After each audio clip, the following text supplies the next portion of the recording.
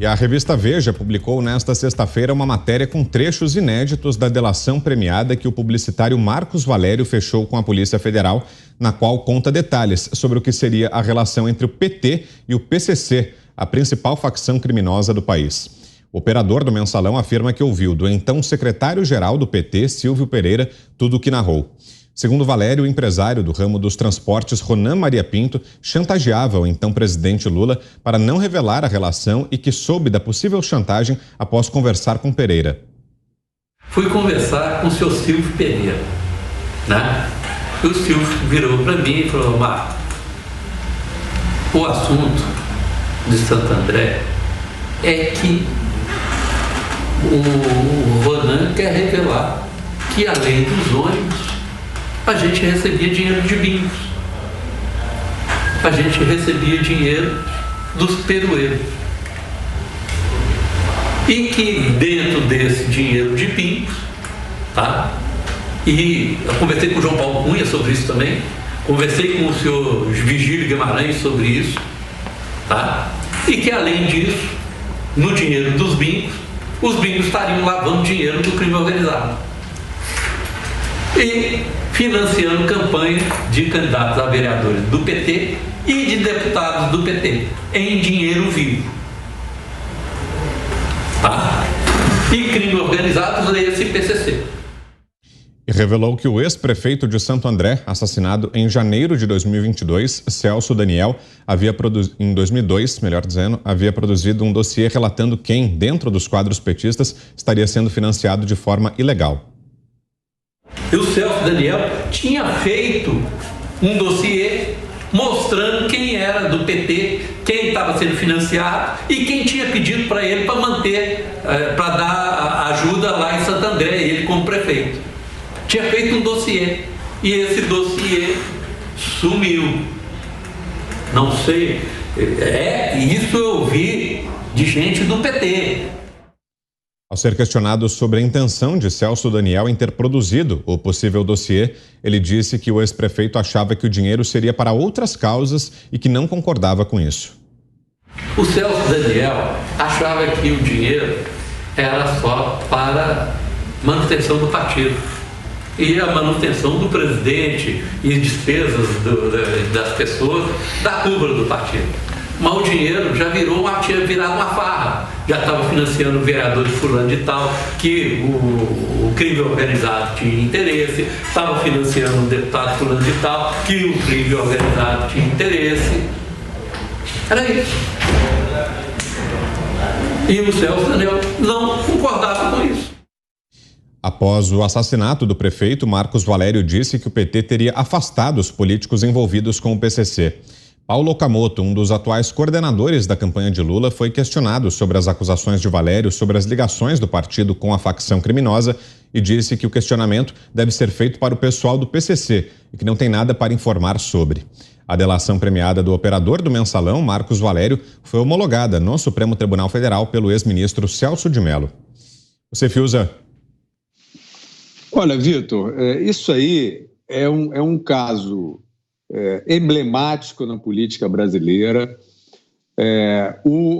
O ex-operador Marcos Valério, ele de fato foi colocado numa posição, como demonstrado em todo o processo do mensalão, ele foi colocado ali como um operador, um facilitador. O José Dirceu foi condenado dentro da teoria de domínio do fato pelos crimes operados pelo Marcos Valério. Zé Dirceu era o braço direito do Lula. E este caso mostra que quando você cria um sistema de corrupção, quando você cria uma operação desse tamanho, com esse nível de carta branca, com esse nível de acesso a recursos públicos, com esse nível de cúmplices e interessados, tudo pode acontecer e pode entrar todo mundo. Como depois a gente foi ver no Petrolão também, né? O sistema do Petrolão não é a Petrobras só.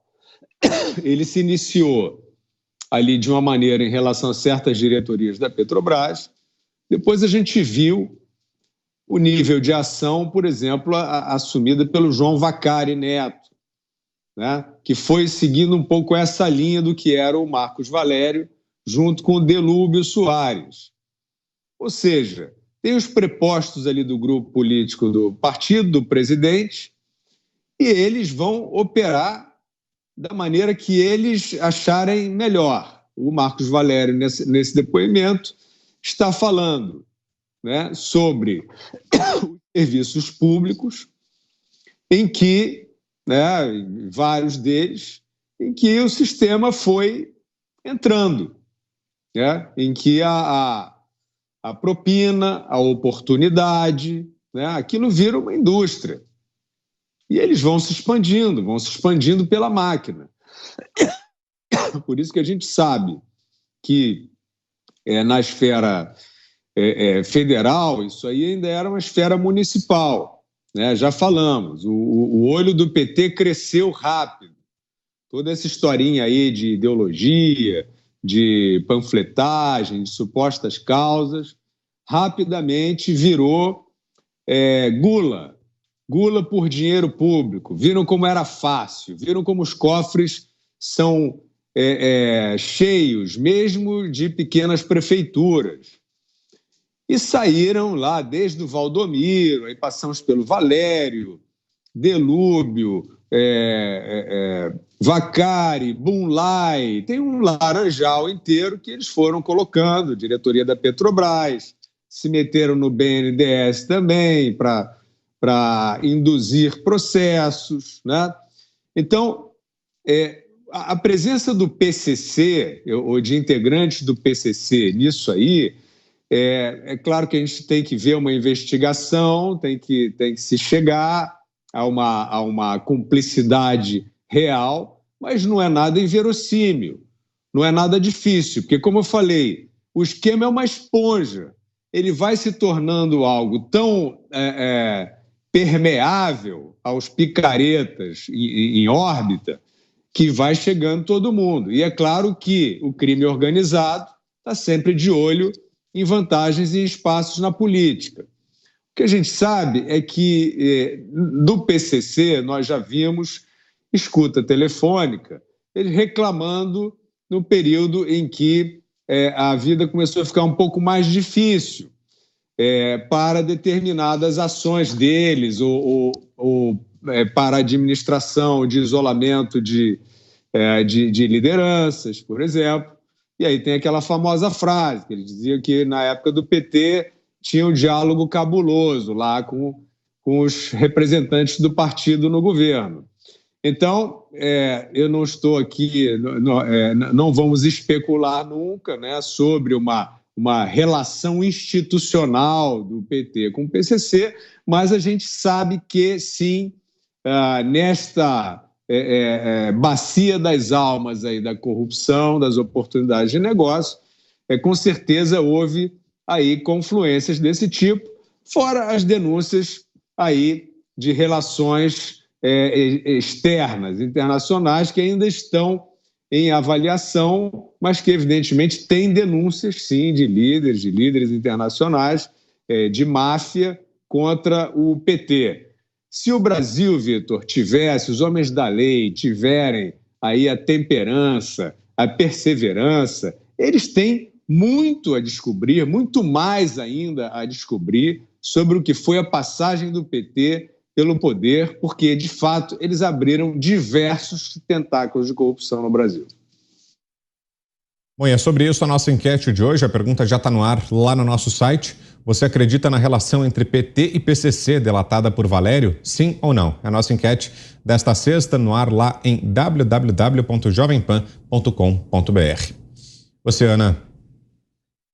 Como o Fiuza deixou claro aí, que as investigações sigam o curso dessa delação, né, até porque as leis aí, nossas leis para a delação, ele tem que provar algumas coisas. Outro questionamento é sobre o STF, claro.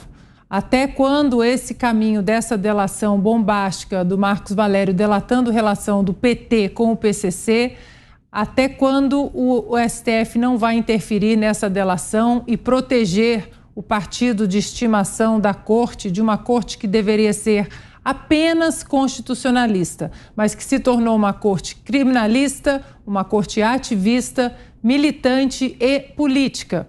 Outro ponto, outro questionamento é em relação ao vice do ex-presidente e ex-presidiário, Geraldo Alckmin, o que ele tem a dizer sobre isso. Ele, diante de assuntos polêmicos que envolvem o PT e o ex-presidiário, ele se cala, como, por exemplo, o aborto, sobre o aborto que Lula apoia, como política pública, política de saúde feminina. Alckmin também não falou nada sobre isso, sobre a revogação do teto dos gastos, a revogação de reformas importantes, como a reforma trabalhista, a reforma da Previdência. Geraldo Alckmin também não se pronunciou. Fica então o questionamento agora se Alckmin, que já disse que o PT queria voltar à cena do crime como o partido mais corrupto da nossa história, o que ele tem a dizer sobre isso. Não custa lembrarmos também que José Dirceu sempre disse, aí o cérebro, né, do partido, sempre disse que nós vamos tomar o poder de volta, que é diferente de vencer a eleição.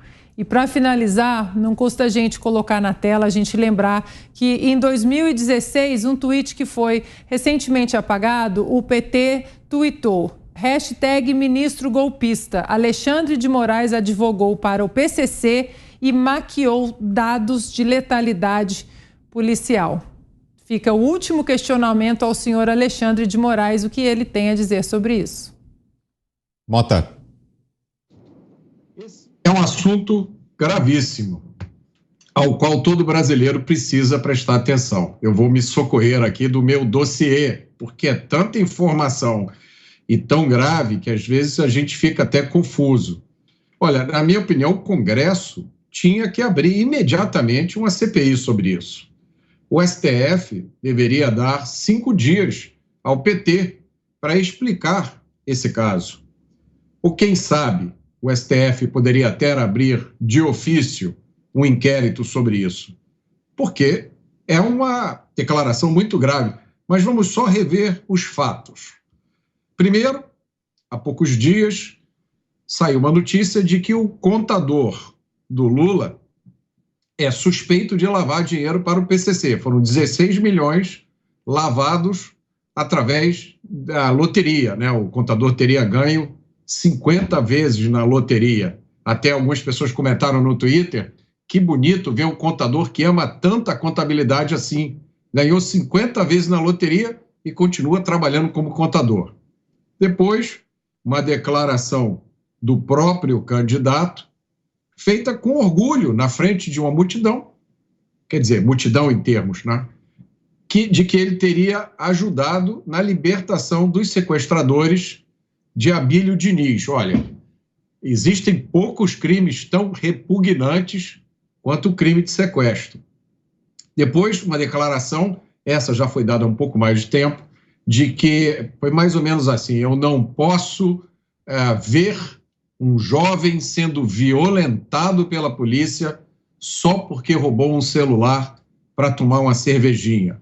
É uma declaração ofensiva aos milhares de brasileiros que são vítimas de assalto todos os anos, né? Milhares não, desculpe, milhões. No Brasil ocorrem, em média, 2 milhões de assaltos por ano só nas capitais. Desses 2 milhões de assaltos, 98% nunca vai ser esclarecido. O bandido some e nunca vai ser punido. Depois, a gente vai lembrar aqui que ele também confessou que soube com antecedência de uma ação da Polícia Federal contra o seu irmão, que deveria também ser motivo de escândalo. Por último, vale sempre a pena lembrar e explicar que ele foi condenado em 2 processos criminais em todas as instâncias da justiça brasileira. Esses processos foram anulados. Ele não foi inocentado. Tem gente espalhando essa fake news, essa desinformação, dizendo que ele foi inocentado. Não foi. Os processos foram anulados. Quem declarou isso recentemente foi o ministro Luiz Fux, que disse: os crimes existiram, o dinheiro da corrupção era real, os processos foram anulados por uma questão formal. Percebam a gravidade da situação em que o Brasil se encontra.